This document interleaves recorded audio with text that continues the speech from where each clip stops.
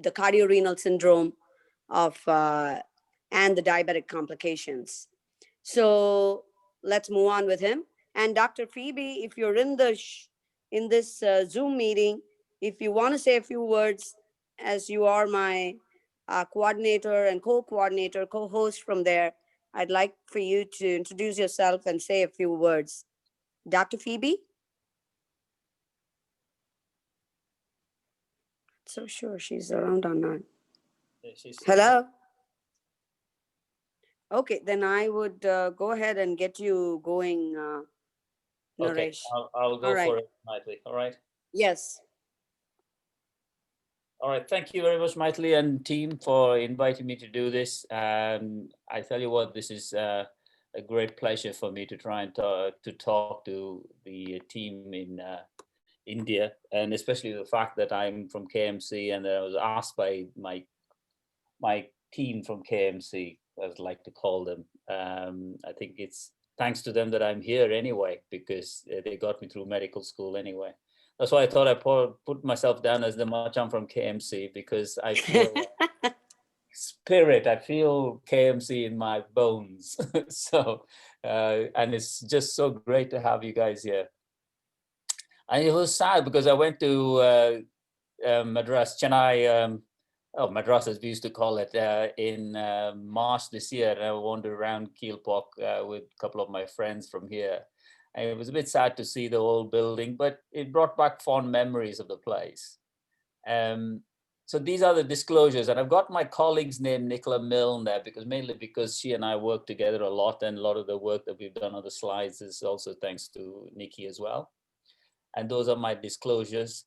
As you can see from the bottom, I am what you call an equal opportunities employer, because anything that allows me to talk about diabetes, I'm willing to be part of. So today I was going to give you the concept of, the lovers involved in diabetes and how it can be. So we looked at what's called a love marriage and an arranged marriage, as we all know about the concept of arranged marriages in India and what the pros and cons might be of each of these. And it will probably become apparent towards the end about why I suggested this. So we know about diabetes globally. It's a massive problem, and you can see the numbers exponentially increasing year on year, and it's projected to be about 628 million people over the next, by 2045. It's a growing global epidemic. So 1 in 11 adults will have diabetes. Like I said, it's going to be about 629 million in the world. So anybody who's practicing diabetes will never be out of work. 80% of the diabetes burden is in the low and middle income countries. And that's an important number to bear in mind. And 30 to 80% of people with diabetes are undiagnosed. So that is what is going to cause, as we say, the tsunami in diabetes. It's going to carry on happening all the time. A little bit of context. I mean, I live in Greater Manchester, or I live in Manchester, and the numbers in Manchester for a population of about 500,000 to 1 million, I think the population of about 4 million, we have about 160,000 people with type 2 diabetes and an equal number at risk of developing type 2 diabetes. And based on this, a lot of the government work is on trying to reduce the impact of diabetes in the country. So we all agree that treating patients with type 2 diabetes includes controlling HbA1c to prevent micro and macrovascular morbid events, because people with type 2 diabetes are at increased risk of microvascular disease, the kidneys, the nerves, and the eyes, and 54% increased risk of MI, 72% increased risk of stroke, and heart failure. It's a very undiagnosed, very poorly diagnosed in type 2 diabetes, but 33% increased risk of the hospitalization for heart failure. And it's more than just hypoglycemia. I think when I was in medical school, it was all about treating glycemia, and we looked at hypertension and lipids and things like that. But as as the years came along, we realized that actually it's just more than hypoglycemia. You have to look at look at it in a holistic manner to try and manage diabetes. And the UK PDS is a very seminal study that was done in the country. It's a small population, but what they did show was a 1% reduction of 11 millimoles per mole decrease in HbA1c led to these enormous benefits, like a 43% reduction in amputation or fatal peripheral vascular disease, 37% reduction in microvascular complications, and 12% reduction in stroke, 14% reduction in myocardial infarction. So significant benefits were realized with just reducing 1% in HbA1c. If you look at it in the context of Manchester and you look at the numbers there, if you look at type 2 diabetes patients with 3 key treatment targets, in the UK, we use what are called the 3 Ts, which basically is a HbA1c less than 58 millimoles per mole, that is about 7.5%, a blood pressure less than 140/80, and a cholesterol level less than 5. If you look at Manchester, which is the dark pink line, we are about 43.1% achievement for all those 3 treatment targets, which is equivalent to or better than the England average. But unfortunately, this does not reflect nicely into cardiovascular outcomes and mortality. And you wonder why that is. So this is something, look, doc, I'm a penguin. All I do is swim and eat fish. How on earth do I end up with a high cholesterol? So sometimes we need to realize there is an inherent reason why we might have raised lipids rather than just eating. So one of the reasons we think that we're not achieving the goals is, one is the clinical inertia that we talk about. This is showing that actually from diagnosis to the initiation of first therapy can be at least a little over a year. And then you can see exponentially how long it takes. By the time you get to basal insulin, it's about 10 years. So you can see by that time the amount of damage that can be done by hyperglycemia. And this is another trial done by one of my colleagues called Kamlesh Kunti. And it just shows, on average in the UK, it's about 2.9 years, 3 years before the first drug is added on as well. And then you can see, on average, it's about 2.9 to 3 years before you add another drug. That delay is actually costing lives. Because we know that persons with type 2 diabetes remain at increased cardiovascular risk. It's not just death from any cause, but death from cardiovascular causes as well. So that's the one on the right-hand side. You can see the death from cardiovascular causes is high if you have type 2 diabetes. What is the weekly impact? Again, this is UK data, but it's probably relatable to across the world, really. Every week, diabetes leads to more than 169 amputations in this country, probably more in India, 680 strokes, 530 heart attacks, and almost 2,000 cases of heart failure. And this is the cost of diabetes. About 92 million pounds a week we spend on diabetes in this country. So what about life expectancy in people with type 2 diabetes and previous cardiovascular disease? Significantly reduced.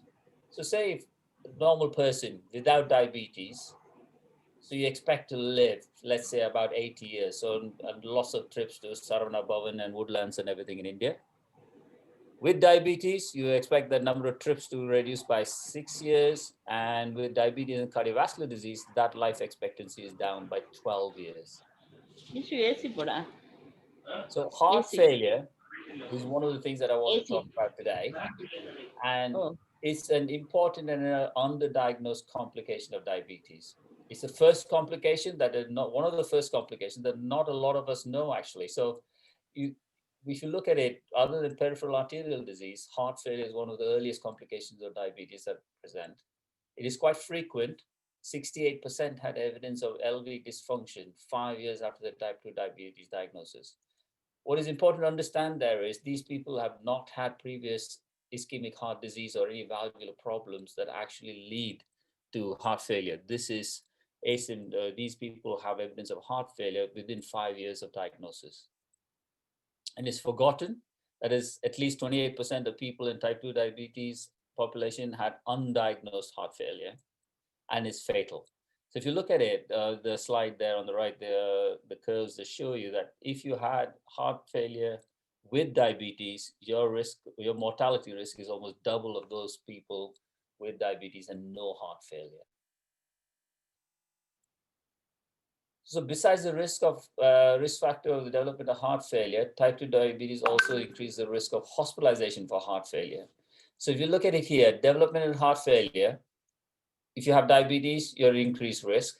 But the problem is also heart failure, hospitalization because of diabetes. So if you have diabetes and heart failure, you're more likely to get hospitalized because of that.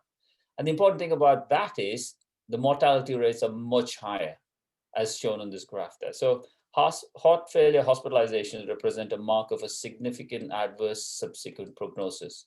Thus, heart failure hospitalization prevention overall, and especially in high-risk patients, represents an important therapeutic goal. Now, we talked about heart failure and diabetes. The interaction is there is a two-way pathophysiological link as shown here. So hyperglycemia and insulin resistance. So hyperglycemia can lead to arteriosclerosis, inflammation, and you get reactive oxygen species, cardiomyopathy. Insulin resistance leading to decrease in energy efficiency, anabolic function decrease, and endothelium dysfunction.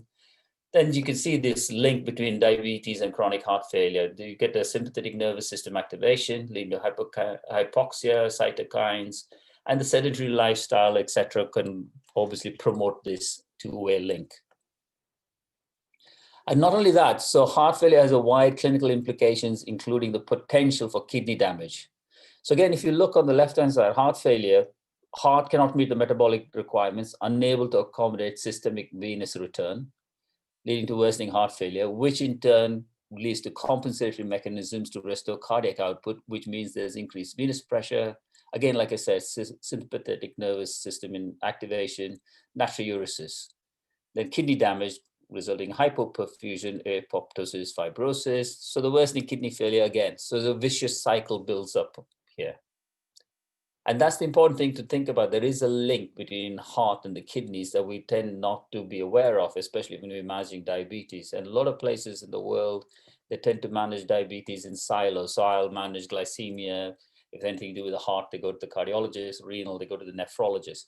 So what we're trying to do, and I think they're doing a lot of it in America at the moment, is what are called Care-Me clinics, where they look at cardiac, renal, and metabolic aspects of diabetes. So heart failure, again, increases the risk of kidney function decline and adverse kidney outcomes. So heart failure is associated with more rapid decline in eGFR. As we saw before, the previous slide, the link between heart failure and kidney damage. And heart failure is also associated with significantly higher risk of incident CKD and incident CKD or mortality. So there is a definite link between both these things. And it's important that we understand that from the point of view of managing diabetes. And then we also know that declining eGFR and worsening albuminuria increase the risk of developing heart failure. So on the left-hand side, you can see as the eGFR drops, the adjusted hazard ratio increases dramatically, almost fourfold. And similarly with albuminuria, the worse your excretion of protein, the worse your risk of developing heart failure. So we come to the second aspect of it. We talked about the heart, now we're talking about chronic kidney disease. This is the second lover in the family, you know, in the marriage, let's say. So it's a growing problem of type 2 diabetes and chronic kidney disease. So there are 422 million people currently living, and of those 30 to 40% of these patients will develop CKD. And the number of deaths associated with type 2 diabetes and CKD is going to rise has risen by 94% since 1990. That's just a phenomenal rise since 1990. And also is the leading cause of end-stage kidney disease and prevalence is increasing. This is just a graph. Obviously, unfortunately, I don't have the graph for India, but if you can see, the rates are increasing quite exponentially year on year. So what is diabetic kidney disease? We all know about chronic kidney disease, which is an abnormality of kidney structure or function lasting greater than 3 months. And then there's diabetic kidney disease or diabetic nephropathy, which is a subtype of CKD and is defined as a deterioration of functioning of the kidneys from long-standing diabetes, usually in the presence of albuminuria. And on the right-hand side, I've given you some diagnostic criteria, which you probably are all aware of. So again, we want to look at the link between cardiovascular damage, heart failure, and kidney failure, all intrinsically linked. Again, we bring you back to the whole concept of Care-Me, where we're talking about hyperglycemia, leading to hyperfiltration, raised intraglomerular pressure, and albuminuria, therefore affecting the kidneys, causing fibrosis, CKD, and DKD progression. Then hypoglycemia leading to inflammation, fuel shift, oxidative stress, myocardial dysfunction leading to heart failure. And thereby the big thing in the middle is the sympathetic nervous system activation, which kind of makes both things worse. Now, this again is the UK data. If you look at costs of CKD, when we talk about CKD, we tend to focus on the left-hand side with the blue bit, where we talk about dialysis, transplantation, etc., which are quite expensive. But what we don't focus on is what happens in primary care, where the cost of prescribing and actually primary care tests and consultations. And not only that, we also need to look at admissions to the hospital, nephrology consultations and everything. So overall, the burden because of CKD is enormous financially and both physically. So lower eGFR and higher albuminuria. Can I just interrupt for just 1 second? I just want to make an announcement. Could one of the attendees who's not had their phone muted, could they please mute their phone? We could hear constant noises. Please and thanks. Thank you. So thanks a lot for that, Michael. So going back to the eGFR situation. So lower eGFR and higher albumin independently predict cardiovascular mortality, and mortality is higher in the presence of type 2 diabetes. So if you had low eGFR and a higher albuminuria, the mortality is high anyway from cardiovascular disease. But you had diabetes to that, it worsens. As you can see, the red line there is people with diabetes and abnormal eGFR and albuminuria. On the right-hand side, the same thing for albuminuria. So you can see the worse your albuminuria, the worse your risk. But if you add diabetes to that, it almost doubles the whole thing. So one of the important things we want to talk about is how do we prevent DKD, or reducing DKD progression could reduce cardiovascular events in type 2 diabetes patients. The reason we talk about that is if you look on the right-hand side, compared with persons with diabetes and no kidney disease, people with diabetes and stage 3 diabetic kidney disease have a 3 times risk of congestive heart failure, 85% higher risk of myocardial infarction, and 65% higher risk of stroke.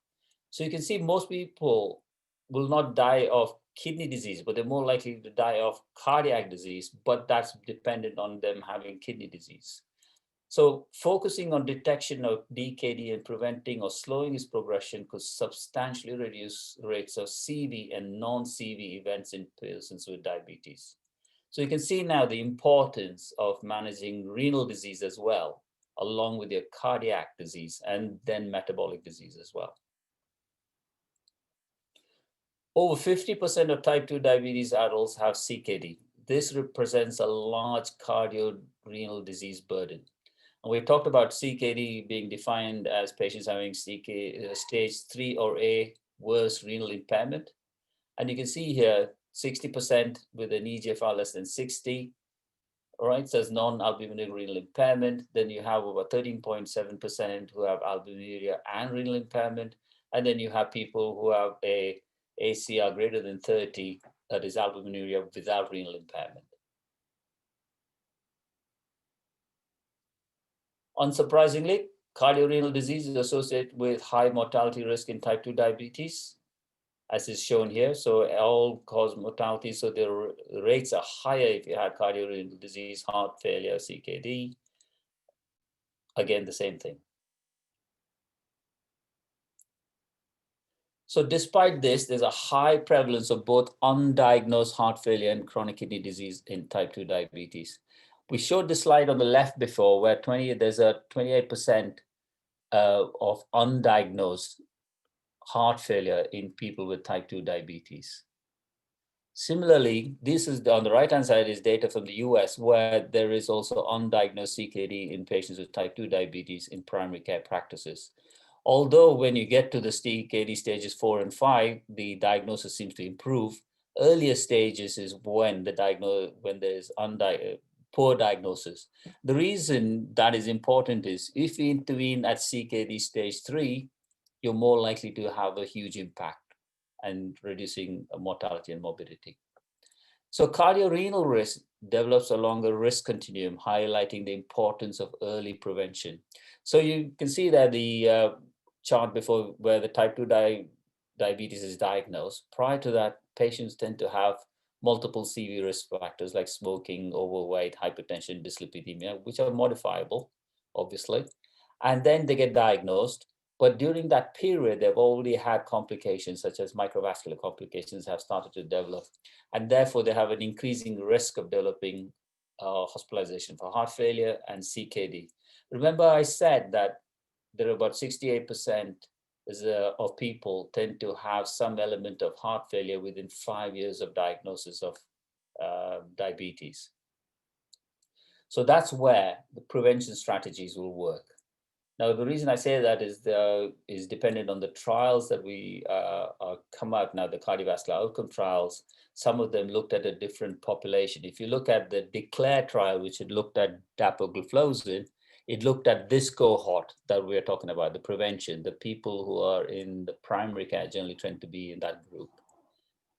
The next bit is the therapeutic window. So we've already had an event and repeated events. That's where a lot of the other data, like the data for empagliflozin and canagliflozin, are all in that space. But you need to remember that constant throughout all this is about lifestyle modification. Diet, exercise, smoking cessation are vital. The other thing that is not mentioned here is how we empower the person with diabetes to understand the condition better. So structured education is vital in all these parts. So the question now is, how can we add life to years, not just years to life? So what we talk about is called healthy living, life expectancy. Healthy life expectancy. It's not just about your living. So we're letting people live longer because we've done really well with blood pressure, lipids, etc. So they're living longer, but that's not reduced their chances of getting a heart attack or a stroke or anything like that. So how can we do something to actually let them have a healthier life? So how do you do that? These are the things that we normally focus on. So these motivational lifestyle advice support. Ignore the 3 treatment things about blood pressure, lipids, and glycemic control. Optimize CKD management. That's another thing we need to think about quite clearly. And targeted audit and review. That's something we tend not to do in our primary care, which we're trying to ask more and more people to do, is audit your population, see what's happening, see what the high-risk groups are, and are you doing the right thing? Are you following guidelines? Now, DPP4s, as many of you might know, are the gliptins, sitagliptin, saxagliptin, vildagliptin, and the other gliptin, alogliptin, linagliptin as well. So there are a lot of gliptins. So they're widely used because they're cheap, they are effective, but they also show some benefit in reducing your HbA1c. But if you look at the person in the whole, you want to be treating people to try and reduce the cardiovascular risk. They don't have any effect on those. So they're non-inferior. They're safe, but non-inferior. So you probably use these drugs in a population that you want elderly, frail people. You don't want them to have any hypoglycemic attacks. So you're almost using them in a situation where you're not looking for massive reductions in HbA1c. Whereas if you look at the SGLT2s and the GLP-1RAs, the effect on major adverse cardiovascular events, they all show favorable results in all the trials listed on the left, such as LEADER, SUSTAIN, PIONEER, HARMONY, REWIND. So those are all the GLP-1 trials. The SGLT2 trials, the EMPA-REG, CANVAS, DECLARE, and lately CREDENCE as well. VERTIS was the other trial that was with ertugliflozin, and it showed non-inferiority, but it was safe. So people ask, okay, how is GLP-1s actually having an impact on cardiovascular disease? Now, this is a pictogram which kind of describes quite a few things. We know there are GLP-1 receptors in the heart and in the stomach, in the stomach, right, in the duodenum. So the reduction in inflammation, increased glucose uptake, reduce ischemic injury, LV function, and heart rate. And the GLP-1 in the distal, in the colon, you can find reduction in inflammation, increase endothelial function, vasodilation. So various mechanisms have been postulated for this. The mode of action, we know that they increase satiety, increase the incretins, and thereby enable better sensitivity of insulin. So, but the thing with GLP-1 RAs as opposed to SGLT2s is they have neutral effects on the risk of hospitalization for heart failure in type 2 diabetes patients with established cardiovascular disease. That is important, again, because it has an effect on the guidelines that we use to treat people with diabetes. SGLT2 inhibitors can prevent hospitalization for heart failure in patients with ASCVD at baseline. So again, all the trials listed on the left, like the EMPEREG, CANVAS, and DECLARE, all showed positive benefits on reducing hospitalization for heart failure. EMPEREG trial was the first one that came out in 2015, and it was one of the key trials in a landmark trial that actually showed that drugs that were used for hypoglycemia actually had cardiovascular benefit. Nobody expected that outcome, and it was one of those key things that turned up. And now they're wondering whether the effects are actually a class effect. Again, available evidence suggests benefits modified by kidney function. Now, it does not depend on, if you look on the left-hand side, the eGFR less than 60, eGFR less than 60 to 90, and eGFR greater than 90, there is favorable results with use of SGLT2s on things like end-stage kidney disease or renal death. So again, we're seeing these drugs now not only having some cardiovascular benefit, but also renal benefits. So again, SGLT2 inhibition may improve hemodynamic parameters in patients with type 2 diabetes, potentially leading to cardio-renal protection. Again, we're trying to see how SGLT2 inhibition is having these wide-ranging effects, not just on glycemia, but also on cardiac and renal protection. So SGLT2 inhibition, if you look at the heart, it reduces cardiac preload and afterload, decreases cardiac wall stress, and increases cardiac efficiency and output. Regarding circulation, there's a decrease in plasma volume, arterial stiffness, decreases systolic blood pressure, and increase in hematocrit. So you can see the overall effects are a benefit to cardiac function and renal function. And that leads to improved clinical outcomes, such as decreased in cardiovascular outcomes, of poor outcomes, decrease in hospitalization for heart failure, stabilization of eGFR, and decrease in albuminuria. Continuously, I'm fine. It's too much. I'm fine. Okay, so the glucose lowering medications in type 2 diabetes overall approach. This is the ADA guidelines, and it quite clearly suggests different routes for managing type 2 diabetes based on existing comorbid factors. So what we did in Manchester was we developed our own pathway. This was just prior to ADA and the ESD producing their guidelines. We decided that actually for Manchester, we needed something which is simple and straightforward. So if you look at it, our pathway for managing type 2 diabetes with or without cardiovascular risk is just one page.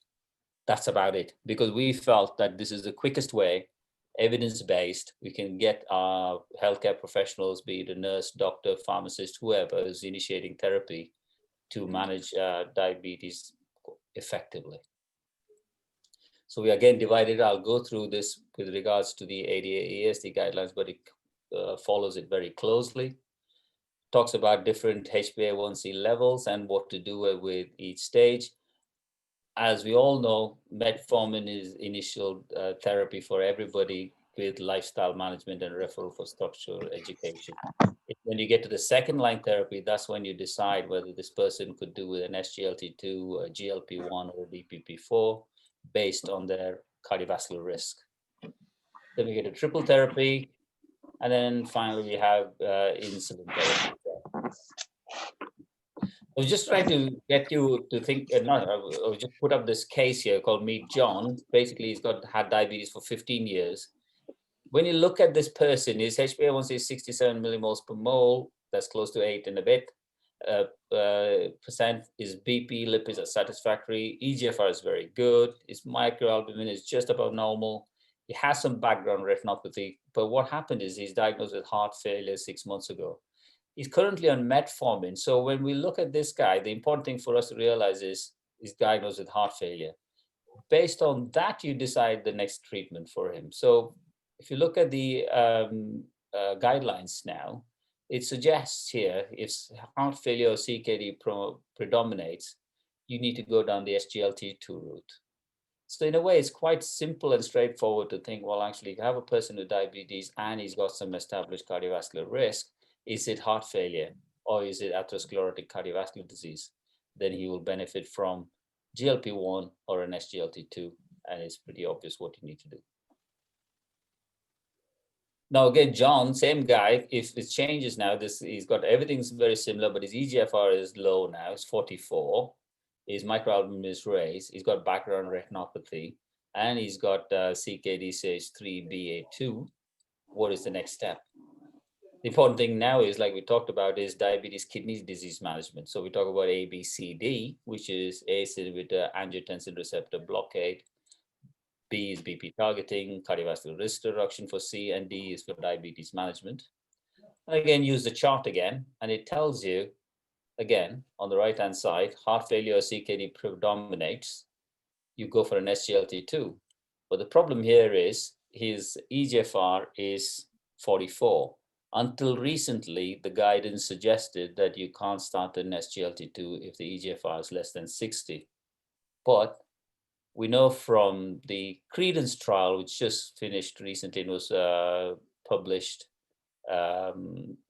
last month or month before, you can use canagliflozin now. So you can start it at an eGFR up to 45, and you can go even lower if they have severe albuminuria. So now we have a therapy that we can actually use for helping with renal function, which was previously used for glycemic control. Important thing to remember, I'm sure all of you know this, it's called intercurrent illness. Medication is called the SADMAN or the sick day rules. SADMAN day mnemonic for SGLT2s, ACE inhibitors, diuretics, metformin, ARBs, and non-steroidals. These are important things to discuss with a person with diabetes when you start to initiate any therapy, because they need to be aware, especially in this COVID situation where people are falling ill. It's important for them to understand which therapies to stop and when to restart as well. In the UK, we have numerous resources. You can get these, which is called Diabetes on the Net, all one word, diabetesonthenet.com. You can download these resources, which can give you really good advice on what next after metformin. And on the right-hand side, you can see the SGLT2 prescribing guide, which has red, amber, and green, which tells you when you can prescribe, where you should use caution, and where you should not use them at all. Similar thing exists for GLP-1s. Getting to the end of it now. So I was trying to get through the whole thing, suggesting that actually the two people that are involved in any marriage with diabetes tend to be heart disease and kidney disease. So unless we manage those two people effectively, not going to be a happy marriage, no matter whether it's arranged or a love marriage. So when I die, I want my grave to offer free Wi-Fi so that people can visit it more often. So in summary, type 2 diabetes is complicated by multiple interconnected cardio-renal metabolic conditions, and type 2 diabetes, CKD, and heart failure especially intertwined. That's an important thing to remember. So we're not doing any benefit for people by just managing their glycemia. We need to be looking at other things. And it's associated with increased risk of hospitalization for heart failure and end-stage kidney disease. I told you about the hospitalization for heart failure. The more times you get hospitalized for heart failure, the worse your outcomes. And it in fact doubles or trebles every time you go in. There is a bidirectional risk relationship between heart failure and CKD. We talked about that, how the effect of heart failure can make the CKD worse, and in a circuitous manner, similarly, CKD making heart failure worse.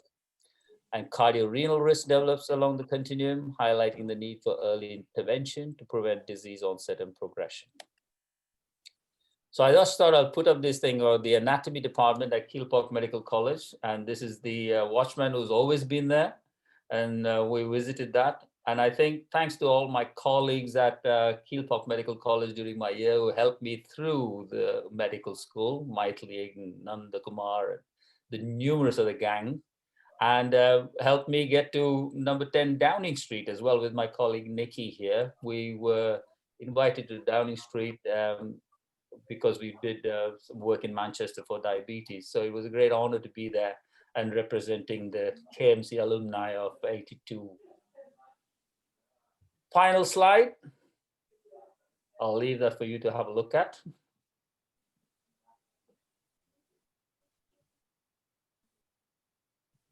Thank you. Done. Thank you so much. That was a really great presentation from Macha. Hey, you did a great job.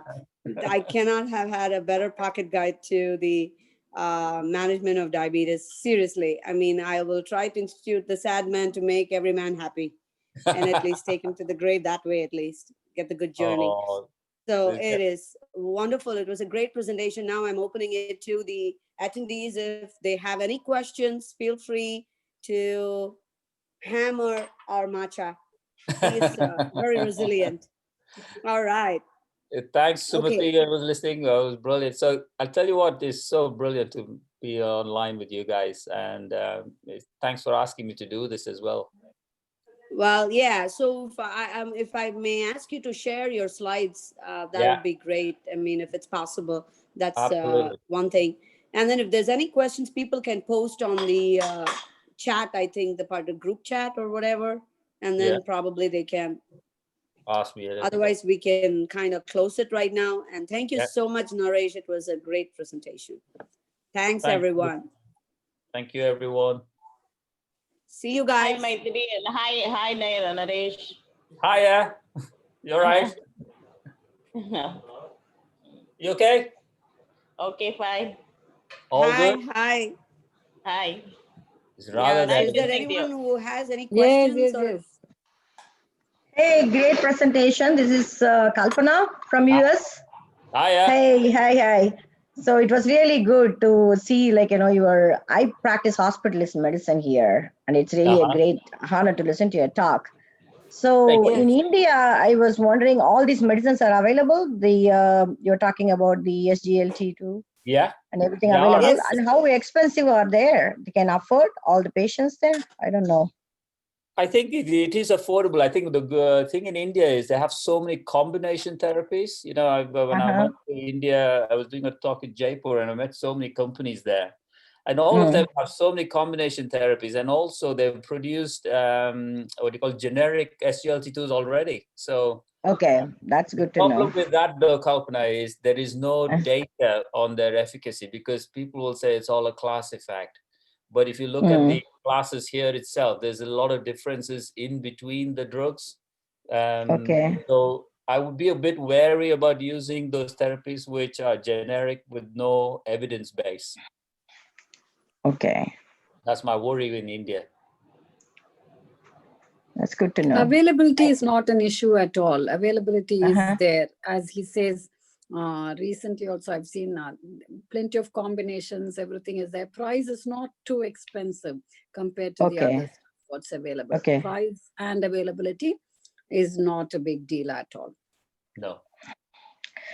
And then I know, like, you were talked all about the medications, right? People, they go to insulin, right? So when people are on insulin therapy, still you can add these oral medicines. Absolutely. Right? So remember, this is type 2 diabetes, yes? So type 2 diabetes, it doesn't matter if they're on insulin, but what you need to do is if you add any of these drugs, especially SGLT2s, the risk of hypoglycemia is higher. So you might reduce the insulin dosages and things like that. But a lot of times you find that people who had gone on to insulin prior to these therapies, they move straight to insulin after metformin. Then you suddenly introduce these therapies, the requirements for insulin drop. Okay. And that is a positive thing because one is if the requirements for insulin drop, the weight drops, and then SGLT2s help with weight, then your insulin sensitivity improves as well. So it can work really well, but you need to be cautious though, Kalpana, with introducing these drugs if they're already on insulin. Okay. No, but that may be a motivation for patients, I feel. If you're going to come down on your insulin and there is a oral alternative available, Yeah, I think that may motivate patients to, follow up and absolutely. get these medicines. Yeah. So Amazing, Naresh. Very good. Yeah. It was informative, excellent. Thank you. Kanagaraj wants to know, what is my opinion on cardio-renal syndromes and SGLT interview? Would you use them while in hospital or as an outpatient? That's a great question, Kanagaraj, because we've been talking about it. Let's say if somebody's had an MI and they want to, and he's got type 2 diabetes, we're trying to get the cardiologist to initiate therapies such as SGLT2 inhibitors or GLP-1s in hospital. But what they won't do is initiate within the first week, mainly because there can be severe hyperglycemia when they initiate. And if you drop the glucose levels pretty rapidly, you're more likely to get problems. So what they're trying to do is trying to initiate these therapies at the cardiac rehab stage. So when they go a week or 10 days later, that's when they get them onto these therapies. The next question is also because now we're getting evidence of use of these therapies in people without diabetes as well. So that's another group that we need to be aware of, that these drugs may not be just for people with diabetes. And it's a great thing what you said, like, as an hospitalist, there is always a conflict between cardiologist and endocrinologist. So when we discharge patients, once they are compensated from heart failure, the cardiologist wants to add this at the time of discharge, but the endocrinologist always, they refuse. They wanted to see them in the office and started, as you mentioned, because of the complications of hypoglycemia. Yeah. I think it's important that they at least put it on the discharge letter that's saying, well, this person would benefit from an SGLT2, because there's a great paper that there's a guy called Javed Butler who's based in, I forget the name of the university he's in. He's written a lot on heart failure and SGLT2 inhibitors. He was one of the investigators in the DAPA heart failure trial as well. So his suggestion is, look, if somebody comes in with heart failure and they're not on an SGLT2, I would make serious recommendations to start them on an SGLT2. Yep. So you mean in an acutely hospitalized patients just recovering from an episode of heart failure, the cardiologists are open to starting they are? Yeah. Yes. In US, we start them at the time of discharge, actually. Yeah. I think you should, Michael, because the benefits outweigh the risks. Absolutely. Because this is in both people with and without type 2 diabetes, all right? Okay. So the people worry, oh, it's a diabetes drug. It's not anymore a diabetes drug. They're thinking, well, actually, even if you have no type 2 diabetes, because it doesn't cause hypoglycemia, all right? So if I give it to you, you're not going to go hypo. So you give it to me and it is affecting, it enables excretion of your glucose, all right, if you have any excess glucose and everything. But on the other hand, it has hemodynamic effects that actually improve your cardiovascular outcomes. Is that the same way they practice in India? Radha was saying something to that effect. Is that what they practice? I'm not sure how they're practicing in India at the moment, but it'd be interesting to find out, because we had 2 weeks ago, I had a call from somebody in India talking about SGLT2s and how we educate the primary care physicians in hospital in India. So we put out a program. We'll see how it goes. No, but in US, it's expensive. We give a medicine called Farxiga. Yeah, and it's very expensive, and it is not covered. Like, many insurances, Medicare doesn't cover it. So we have to give them some coupon. It's expensive in US. If the generic form is available in India, that's great. We can use that here. Yeah. There is another question on the window. What's your experience in pregnant women with type 2 diabetes? So with use of SGLT2s and GLP-1s, we stop them generally. We don't give it in pregnant people. And they generally tend to go straight onto what's called a preconception clinic, and then they go onto insulin if they're type 2 diabetes. So the safest thing for them to be is on insulin, because you get better control, and you want the control to be very good in order to prevent large babies and gestational diabetes, hypoglycemia in the kid and things like that. So absolutely, we don't use it in pregnant women. Hope that answered the question. Yes, yes. Thank you so much. Thank you. Okay. And any more questions? It's a great talk, Naresh. You should come to US to give a lecture. It looks like that. I mean, Really a great yes, talk. More than Yes. happy to come. Sure, yes, sure. it's a very concise and a very informative presentation. It's a pocket guide, I can tell you that. You Yeah. just get Thank to you. prepare Thank a card and probably distribute that. That one slide that you put was very impressive, and that's a pocket guide that people can follow. I mean, primary care physicians, hospitalists, and I'll put the something community on physicians. Yes. I'll put a website on the chat function called diabetesonthenet.com, all right? And if you go on that, these guides for initiation of SGLT2s and GLP-1s is available on that, all right? Okay. You can just download Nice. that, and we tell everybody to download it, laminate it, and put it in the drawer. So anytime they want to initiate, they can look at it and just make sure they're not missing out anything. Right. And then as a follow-up, we can at least just make sure that these people are on the right protocol. Exactly. Yeah. Yep. Yeah. It was great. It was great to see you. Good to see you guys. To listen to your presentation, and thank you all who attended it, and hope we all benefited from it. Of course, yes, I took a lot of information from that. So thank you, Naresh. Thanks everyone. No problem. Well, let's meet And, up soon. Yeah. See you all. Happy Halloween to everybody. Whoever Yeah, is look after trying to yourself. take and on your way to diabetes. Yes, you got the information too. Pop the candy and pop the gliptin. That takes care of it. All right. See you All right. all. Thank Take care. you. See you. Bye. Adios, Thank you. amigos. Thank you. Bye. Thank you. Thank you. Bye. Bye-bye. Bye. Thank you. Thank you. Thank you all.